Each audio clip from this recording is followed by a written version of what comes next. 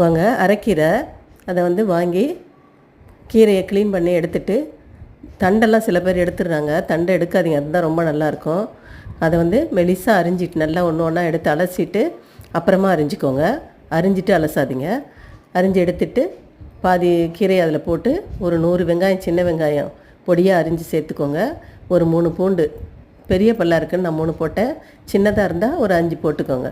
போட்டுட்டு இது மாதிரி புளி சின்னதாக 2 விதை உள்ள இது போட்டால் போதும். போட்டுட்டு நல்லா வேக விடுங்க. மூடி வச்சு ரொம்ப மூடக்கூடாது, சிம்மில் வச்சு லேசாக மூடிக்கோங்க, ஃபுல்லாக மூடக்கூடாது. அப்படியே ஒரு 4 தடவை பிரட்டி பிரட்டி விட்டிங்கன்னா 3 நிமிஷத்தில் வெந்துடும். வெந்துருச்சா நசுக்கி பார்த்துட்டு நல்லா மத்து வச்சு கடைஞ்சிட்டு நல்லெண்ணெய் விட்டு கடுகு, உளுந்தம்பருப்பு, ஜீரகம், பெருங்காயம், வரமிளகாய், கருவேப்பிலை தாளித்து போட்டிங்கன்னா சூப்பராக சாதத்தில் போட்டு சாப்பிட்லாம். குழம்பே தேவையில்லை. நெய் விட்டும் சாப்பிட்லாம், நல்லெண்ணெய் விட்டும் சாப்பிட்லாம். பிடிச்சிருந்தா லைக் பண்ணுங்கள்.